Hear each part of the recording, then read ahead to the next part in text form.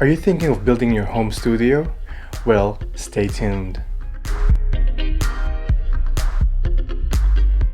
Hello, my name is Thomas and welcome to my channel. Today I'm going to show you what I have for my home studio and how you can build your own to start your music production. So without further ado, let's get started.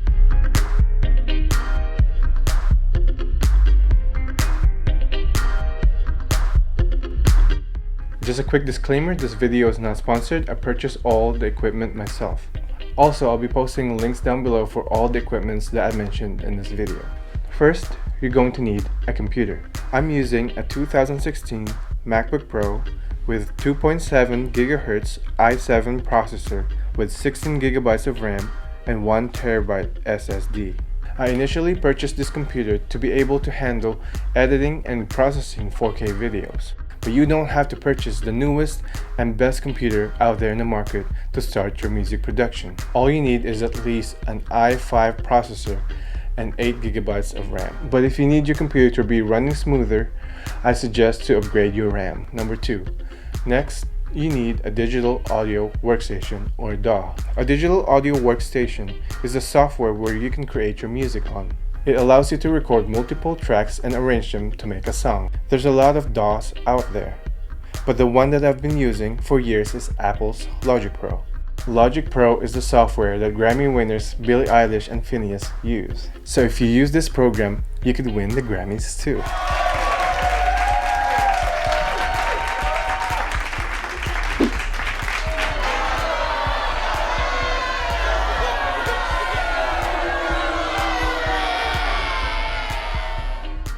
But like I said, there are a lot of DAWs out there, and a good one to start with is GarageBand. It comes free when you have an Apple computer. GarageBand and Logic Pro are pretty similar, but Logic Pro is more of a professional version of GarageBand. Other DAWs out there that I've used are Cubase, Pro Tools, and Adobe Audition. And all of these digital audio workstations really work and do the same thing. They allow you to mix and record your music. You don't have to know all of them, you just have to pick one and learn how to use it really well. DAWs like Logic Pro would usually have software instruments which emulate musical instruments like piano, guitar, synth, and drums. In Logic Pro, I could use my keyboard to play the piano or any instrument available in Logic.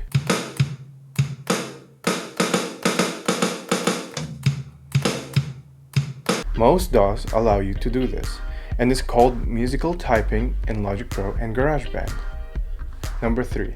Next is a good pair of headphones. You don't really need a very expensive headphones or noise-canceling headphones to be a Grammy award-winning producer like Phineas. He uses an Audio-Technica ATH M50X. I picked up these recently and it changed my life.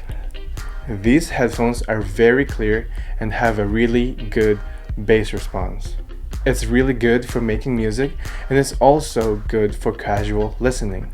I used to have a really cheap headphones, and although they were good, there were some stuff that I wouldn't hear on those headphones that I would hear clearly on the Audio-Technica headphones.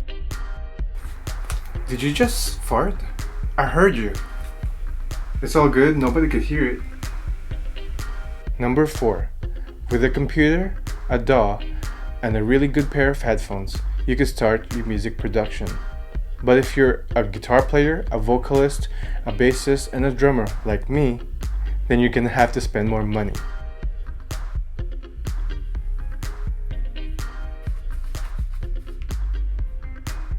If you want to record any external sound to your computer, you're going to need an audio interface. I use a Scarlett Focusrite 2i2 Generation 3. This model has 2 inputs that allows you to plug in a guitar and a microphone at the same time, or 2 microphones or 2 guitars.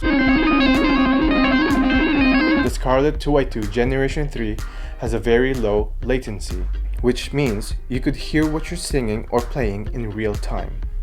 There's no noticeable lag or delay from your microphone to your headphones, which is pretty amazing if you think about it, because sound gets processed by the microphone then to the audio interface, then to the computer, then back to the audio interface, then to your headphones. Number 5. Next is a microphone. If you're going to record any vocals or an instrument that you can plug in through a 1/4-inch cable, then you're going to need a microphone. And I'm using the Shure SM7B. The Shure SM7B is one of the best-selling microphones in the world. The Shure SM7, which was the older model of SM7B, was the microphone that Michael Jackson used for Thriller. Not just the song, the album. Other artists who have used this microphone are Logic, John Mayer, Jason Aldean, Sam Smith, Ed Sheeran, The Weeknd, and many, many more. This mic was designed so that the words get through and the rest stays out of the mix. A lot of people use this mic for broadcast, podcast, and recording. You could also use this mic to record instruments.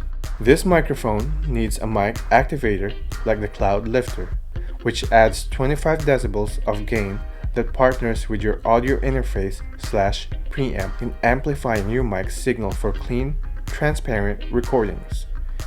Not all microphones need the Cloud Lifter, but the Shure SM7B really does. Number 6. Next, you're going to need a Midi controller. Yes, you could just use your computer's keyboard to make beats or play the piano, but having a Midi controller really helps. I'm using an Alesis V49. It's a MIDI keyboard that has 49 keys, and the keys are the size of actual piano keys. That's the biggest reason why I bought it. I wanted to be able to actually play the piano on this.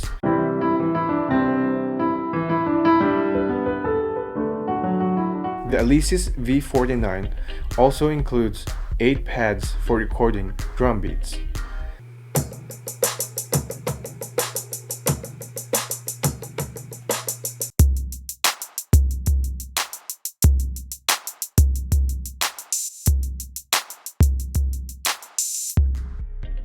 This device is to be plugged into the computer via a USB cable.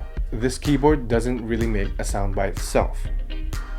It sends signals to your software to generate a sound like piano, drums, or synthesizers. Also, my electronic drum set is a MIDI controller.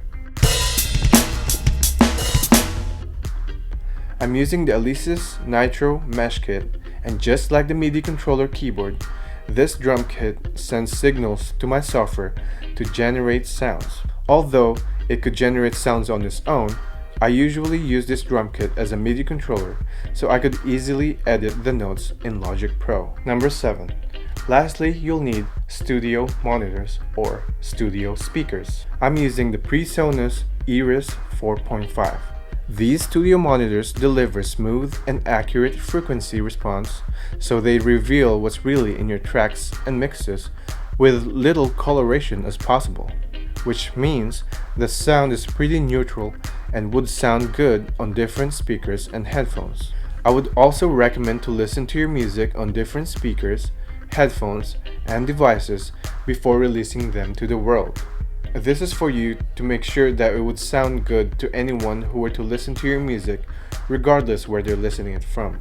I also put the monitors on foam pads to angle them up and to minimize vibration sounds on my desk. So there you have it. These are the equipments you need to start a home studio. Of course, you could always add and upgrade your equipment as you go along, depending on what you need. Also, I'll be posting affiliate links down below in the description if you want to check out any of the equipments that I talked about in this video. There would be no extra charge to you if you click on the link and purchase an item, but the small commission I get would help my channel stay afloat. So thank you. Thank you so much for watching. I hope you guys enjoyed this video and learned something from it. And if you did, please hit the like button, comment down below, share this video to your friends and family, and please subscribe to my channel for more videos. Thank you so much, and I'll see you next time.